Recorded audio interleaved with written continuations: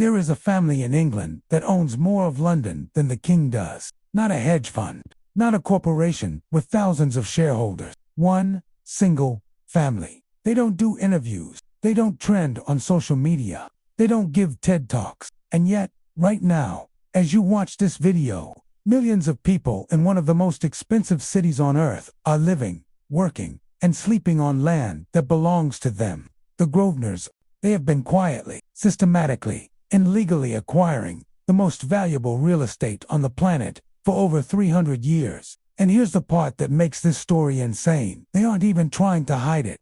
It's all sitting right there in public records, in land registries, in old legal documents, and almost nobody talks about it. Stay until the end of this video, because the last chapter reveals how this family structured their empire to make it virtually impossible to lose, not just for one generation, but for every generation that comes after. It might be the most important thing you hear all week. What city are you watching from? Write it in the comments. And if you're new here, subscribe, like, and share this video. It helps a lot more than you can imagine. The land that launched an empire, it was 1670s, and a young English nobleman named Sir Thomas Grosvenor did something that, at the time, seemed like a perfectly normal thing to do. He married a woman named Mary Davies. What wasn't normal was what came with her. Mary Davies was the daughter of a scrivener, a kind of legal clerk, who had inherited a large plot of swampy, undeveloped land just outside the western edge of London. 500 acres, mostly useless marshland. Nobody thought much of it. Thomas Grosvenor did. He didn't buy that land. He didn't invest in it. He married into it.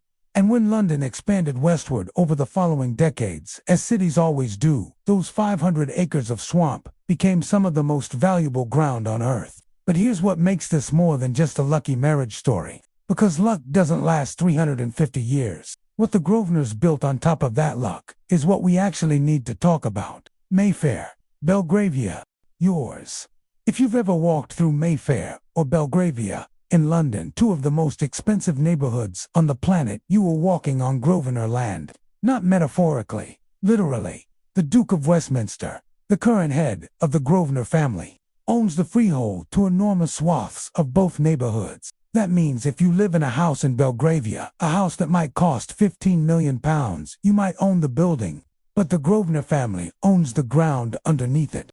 This is called a leasehold system, and it is one of the oldest, most elegant, and frankly most ruthless wealth preservation mechanisms ever invented. You pay to build, you pay to live, and when your lease expires, everything returns to the landowner. Think about that for a second. You pour millions into a property, you renovate it, maintain it, love it, and one day, on a date written into a document, signed before you were born, it all goes back to them. The Grosvenors didn't just own land, they owned the future of that land, forever. The Duke, who nobody knows, in 2016, something extraordinary happened inside one of Britain's oldest fortunes. Gerald Cavendish Grosvenor, the 6th Duke of Westminster and one of the richest men in the United Kingdom, died of a heart attack at the age of 64. His son Hugh was 25 years old. Overnight, Hugh Richard Louis Grosvenor became the 7th Duke of Westminster. He inherited an estate worth over £9 billion, £9 billion, making him instantly one of the wealthiest people in Britain. He was 25. Now, here's the part that most people overlook. Hugh didn't pay inheritance tax on the vast majority of that fortune. Because of a legal structure built over generations, a family trust established precisely to survive exactly this kind of moment. The estate transferred almost intact. The family had planned for this. They had always planned for this. The death of a duke was not a crisis. It was a scheduled event, with a contingency already in place. That's not grief. That's engineering. The trust that cannot be broken. Here's the question nobody asks out loud. How does a family stay this rich for this long? Because history is full of great fortunes that collapsed. Rockefellers who went broke. Vanderbilts who burned through everything in 3 generations. Empires that crumbled the moment one bad heir got involved. The Grosvenors didn't leave their wealth to chance or to heirs. The core of the Grosvenor estate is held inside something called a discretionary trust, a legal wrapper that separates the assets from any single individual's control. No one person owns the fortune outright. No one person can sell it, gamble it away, or lose it in a divorce. The trustees manage the assets. The family benefits from the income. But the land, the irreplaceable, irreproducible London land, stays locked inside the structure. Do you think this kind of wealth engineering is genius, or is it a system rigged from the start? Write it in the comments. I read every single one. This is the real empire, not the buildings, not the acres, the legal architecture that protects all of it from human stupidity, bad luck, and time itself. Beyond London by the early 20th century, the Grosvenors could have simply sat back, collected their London rents, and lived like kings for the rest of time. Most families would have. Instead, they expanded. The Grosvenor Group, the family's property company, began acquiring real estate in cities across North America, Asia, and Europe. Vancouver, San Francisco, Hong Kong, Tokyo, Stockholm, cities chosen not for how cheap they were, but for how expensive they were about to become. This wasn't speculation. This was pattern recognition, applied over centuries. A family that watched London transform from muddy marshland into the financial capital of the world knew exactly what to look for in an emerging city. They looked for infrastructure, for institutional investment, for the kind of slow, grinding momentum that turns a neighborhood from forgotten to fashionable. And then they bought quietly, early, and in quantity. Today, the Grosvenor Group manages assets worth over £10 billion across more than 60 cities worldwide. Not bad for a family that started with 500 acres of swamp. The Godfather Connection. In 2023, a photo went quietly viral in British media. It showed Hugh Grosvenor, the 25th richest person in the United Kingdom, standing as godfather to Prince George, the future King of England. Let that land for a moment. The man who owns the ground beneath London's most expensive streets is also the godfather to the heir to the British throne. This isn't coincidence. This is how power actually works. Not in headlines, not in elections, in rooms where the guest list doesn't change for generations. The Grosvenors and the British royal family have been socially, legally, and financially intertwined for centuries. The original land grant that made the family rich came from the crown. The relationship has been maintained carefully and deliberately ever since. This is what separates old money from new money. New money buys things, old money builds relationships, and then holds them for 300 years. The philanthropy play. Here's something the Grosvenors do that most ultra-rich families don't. They put their name on streets, churches, hospitals, and parks. Deliberately. Grosvenor Square, Chester Square, Eaton Square.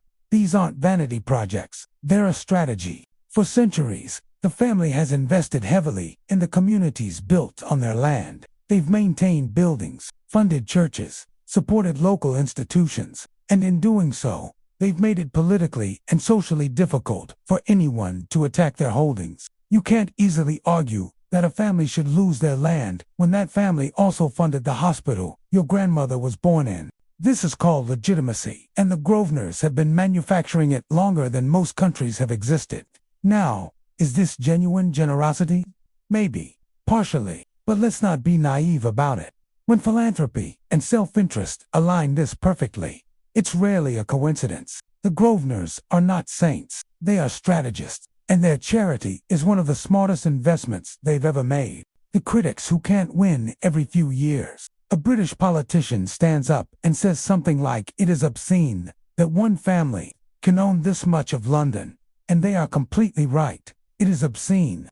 By almost any modern standard of fairness, the idea that a single aristocratic family controls the ground beneath billions of pounds worth of property because an ancestor married well in 1677 is difficult to defend. But here's the thing about the Grosvenors that makes this a losing argument every time it comes up. They are not doing anything illegal. The system was built for them. The laws, the trusts, the leaseholds, the titles, every single mechanism that protects their wealth was created over centuries by a parliament that included people exactly like them. Criticizing the Grosvenors for being rich is like criticizing a chess grandmaster for winning. They didn't make the rules. They just learned them better than everyone else, earlier than everyone else. And then they wrote them down so their grandchildren could keep winning. The system isn't broken. For them, it's working exactly as designed. What 11 billion pounds actually looks like, let's put this number in human scale. Because 11 billion pounds is just a number until you feel it. 11 billion pounds is enough to buy every professional football club in the Premier League and still have billions left over. It is more than the GDP of about 50 countries. It is enough to give every single person in London, 9 million people, over £1,000 in cash today. And Grosvenors don't spend it, they hold it, they grow it, they pass it on. While most people spend their entire lives trying to build something, a small business, a house, a retirement fund, this family collects rent on the city itself. That's not wealth. That's a different category of existence entirely. But before you feel too envious, and you should feel at least a little envious, that's honest, consider this. The Grosvenors didn't just inherit wealth. They inherited a system. And systems can be studied. Systems can be learned from. Which brings us to the final chapter. What the Grosvenors actually teach us. The real lesson of the Grosvenors isn't about land. It isn't about aristocracy. It isn't even about being born into the right family at the right moment in history. It's about structure. Every decision this family made, the trusts, the long leases, the geographic diversification, the social relationships, the philanthropy was designed to survive time, not to win today, to still be winning in 100 years. Most people build wealth for themselves. The Grosvenors built wealth for a version of their family that hadn't been born yet. That shift in thinking from personal to generational is what separates a fortune from a dynasty. You don't need 500 acres of London to apply that logic. You need a structure, a long time horizon, and the discipline to not touch it. The Grosvenors were lucky. There is no honest way to tell this story without saying that out loud. But luck without structure disappears in a generation. Structure without luck that can be built. And that's the part that actually belongs to you. See you in the next one.